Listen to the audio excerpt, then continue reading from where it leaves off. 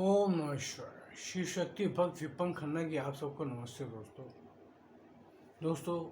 आप सबका बहुत शुक्रिया कि आपने जो मुझे सपोर्ट दिया।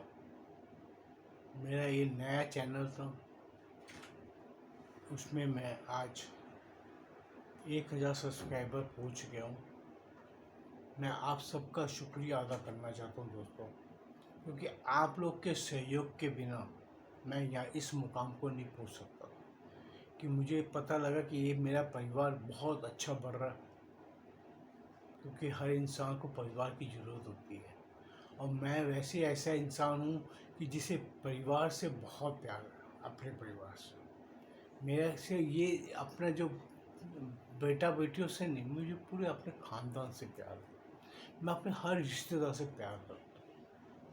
मैं ये चीज़ बोलता हूँ कि प्यार एक ऐसी चीज़ है जो जितनी बांटोगे उतनी आपके अंदर बढ़ेगी। ये कभी ख़त्म नहीं होती। धन खत्म हो जाएगा, धन खर्च हो जाएगा, लेकिन प्रेम ऐसी चीज़ है, आप जितना बांटोगे उतना बढ़ता है दोस्तों।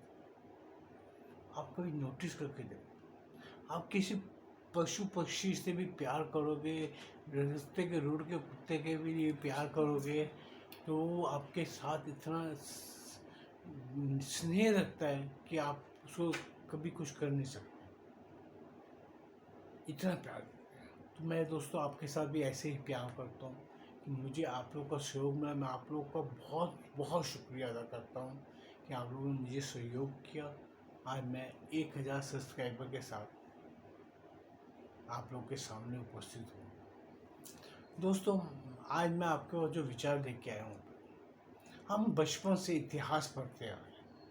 हमें कितना अधूरा ज्ञान, अशुद्ध इतिहास पढ़ाया गया। मैं बचपन से ही हिंदुओं को कायर कोसता आता था।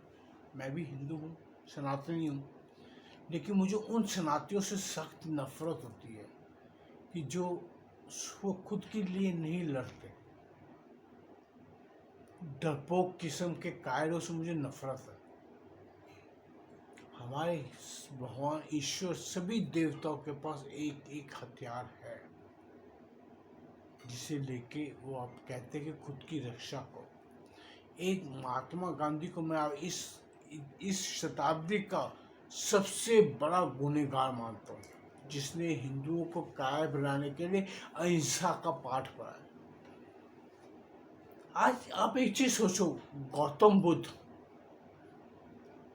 अहिंसावादी थे, वो हिंसा नहीं करते, लेकिन उन्होंने भी अपने समाज को उस वक्त जो उन्होंने बुद्धिज्म चालू किया, उन्होंने उसके अंदर भी कुंफू कराटे सब मार्शल आर्ट सिखाए गए, जो कि वो हिंदुस्तान के केरला के से सीख के गए थे। उसका भी जनक हिंदुस्तान है। हमारे केरला के अंदर ये एक ऐसी कला थी जो बिना हथियार के आप शत्रुओं पर विजय पा सकते थे। बुद्धिज्म में ये भी सिखाया गया था। तो उन्होंने उसको कायर रहना नहीं बोला, लेकिन हमारे समाज को नेहरू गांधी ने कायर बनाने की साजिश रची थी। उसे चलाया आगे इंदिरा गांधी ने। हिंदुओं को, जैन को अलग कर दिया, सिखों को अलग कर दिया, जबकि सिख हमारे परिवार में बड़ा बेटा सिख बनता था।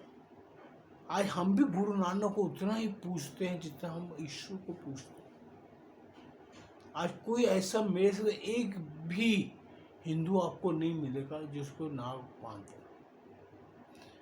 हमें शिक्षा दी गई कि जलियांवाला बाग के अंदर जनरल डायर जब गोलियां चलाने गया, इतने हिंदू सिखों को सबको मार दिया, उसने शहीद कर दिया।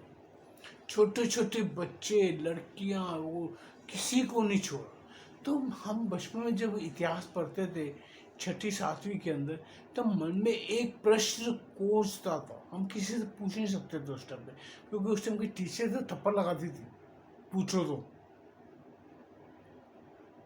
कि ये सवाल होता था, क्या कोई उसमें एक हिंदू ऐसा नहीं था कि बंदूक की नली घुमा के उस जनरल डायर के सिर के अंदर मार देता गोली। दोस्तों ये चीज़ का आज तक मुझे समझ नहीं आई थी, और ना ही इतिहासकारों ने कभी बताया हमें, और ना ही मेरी इतनी रुचि थी कि मैं इतिहास को छानने बैठूं। मैं आपको साफ बात बताऊं, मैं अपनी कमी बताऊं। किंतु मैंने जब ये भी जो अक्षय कुमार की केसरी 2 आई, केसरी 2 के अंदर केसरी 2 नंबर के पीछे बहुत अच्छी, मुझे तो अच्छी लगी, मैंने भी देखी टीवी में। आजकल OTT में आई जाते सब कुछ, OTT में देख रहा था बैठ के पिक्चर को। उसके अंदर पता लगा कि वो सारे सैनिक अफगानिस्तानी और बलूची लेके गया। और ऐसे भी आप समझते ही हैं, इस कौम को तो कोई समझा ही नहीं सकता ना इंसान, इस्लामियों को कौन समझा सकता।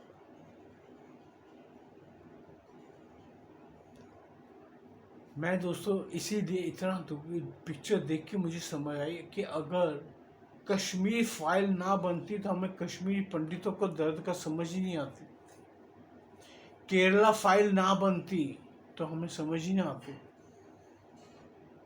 आज वैसे तो मैं बॉलीवुड को बहुत बेकार नज़र से देखता हूँ, मैं सीधी बात बताऊँ, क्योंकि वहाँ पे वो खानों को लेके बैठे रहते हैं, ये शाहरुख ये सब सलमान, कि उनको जो दाऊद इब्राहिम ने उन पर कब्जा किया है, वैसा जब से लेके आज तक कोई सिस्टम ही नहीं होगा। और जो कम्युनिस्ट राइटर्स ने उधर की कहानियाँ लिखी हैं, अमिताभ बच्चन को 786 के साथ तो ऐसा बताते थे अल्लाह कैसे कोई बताता नहीं, और भगवान से लड़ते हुए दिखाते हैं एंग्री यंग में। ये तो हमारी फिल्म इंडस्ट्री थी, और उसी ने ये सब, वही इंदिरा गांधी, नेहरू, ये सब फिल्म इंडस्ट्री, उसने हमारे हिंदू समाज को, सनातन समाज को इतना नर्क में धकेल दिया है कि जिसमें से आज के कई लोग तो निकलना ही नहीं चाहते। वो मैं आपने शायद 84 के दंगे नहीं देखे हुए, मैंने वो पूरे याद है 1984 के दंगे, क्योंकि उसके 2 साल बाद ही मेरी शादी भी हुई थी। क्योंकि आप समझ सकते हैं 20 साल का बच्चा कोई छोटा नहीं होता, मैं उस तभी 20 साल का था, 21 साल का। उस टाइम पे भी जो सिखों का नरसंहार किया, आज तक आपको एक चीज पता है, उस टाइम पे इन्होंने फैला दिया था कि ये सारा काम किया RSS वालों। आज भी पंजाब के जो सिख कम्युनिटी है वो RSS से नफरत करती है कई जगह पे,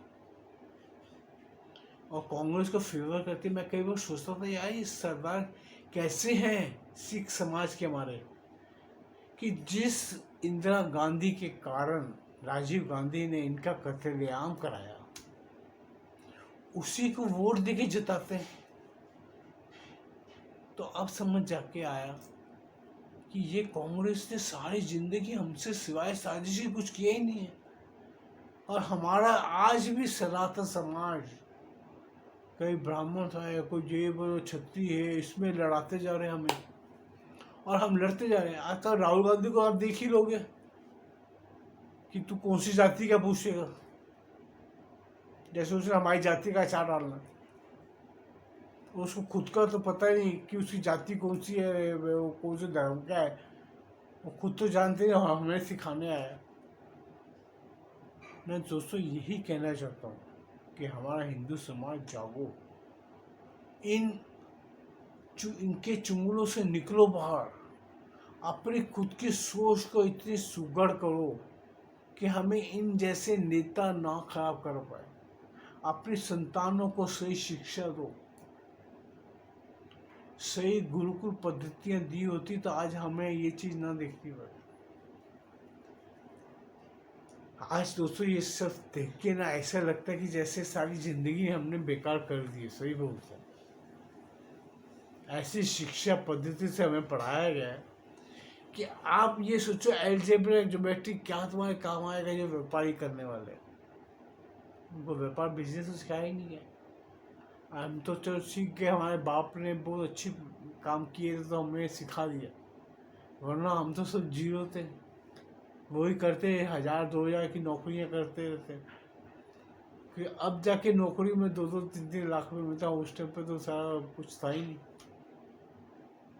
मेरे भाई ने, कज़न ब्रदर ने मुझे ये बोला क्या करेगा पढ़ाई करके, बीकॉम करके। कहता है बीकॉम करके मेरे पास जो नौकरी कर रहे हो 250 रुपये लेता, 300 रुपये, जो लिखने का काम करता है अकाउंट्स का। उस टाइम पर 300 रुपये सैलरी थी उसकी। ये 84-85 की बात करूँ। बीकॉम किए हुए इंसान को 1000 रुपये की नौकरी मिलती थी, और हम बिजनेस के अंदर जिस टाइम गए थे 6 महीने के अंदर हम 3000 रुपये महीना कमाने लग गए व्यापार के अंदर। तो फिर वो नौकरी अच्छी होती है कि बिजनेस अच्छा था। तो वो तरक्की करने में हमें 2 साल के बाद तो मेरी शादी भी कर दी गई थी। बेटा बहुत अच्छा कमाने लगे, 3-4-5 हज़ार रुपये उस टाइम बहुत बड़ी वैल्यू थी दोस्तों। और फ्लाइट के अंदर घूमते थे तभी हम इतने पैसे कमा के भी। ये फर्क था। हमें शिक्षा ही नहीं दी गई। सही शिक्षा मिली होती दोस्तों हम सब सही होते। आज जो सरकार कर रही है, मुझे बीजेपी अच्छी क्यों लगती है, इसीलिए लगती है कि वो जो बेस पकड़ के चल रही है स्किल का, लोगों को सिखाओ, गुणवान बनाओ, गुणशाली बनाओ, उसके अंदर कोई ना कोई गुण होना चाहिए। आज पछतावा होता दोस्तों कि हमें कोई सही चीज़ बताने वाला ही नहीं था। सो दोस्तों आप भी थोड़ा बहुत अपने इतिहास को जानो। इनके भरोसे, नेताओं के भरोसे रहोगे तो ये आपके कपड़े क्या, आपको सब कुछ आपका बिकवा देंगे, आपको जीने लायक नहीं छोड़ेंगे। खुद को पहचानो, अपने समाज को पहचानो, अपनी संस्कृति को समझो, और अपने कुल गोत्रों को समझ के ही चलो। आपका खानदान, आपका परिवार आपके साथ होता है, उसके साथ जीना ही चाहिए, उसके साथ जो। सो दोस्तों अगर मेरी ये वीडियो आपको पसंद आए, अगर आपको मेरे विचार पसंद आते कृपया उसको लाइक कीजिए, चैनल को सब्सक्राइब कीजिए, बेल आइकन दबा दीजिए। ओम नमः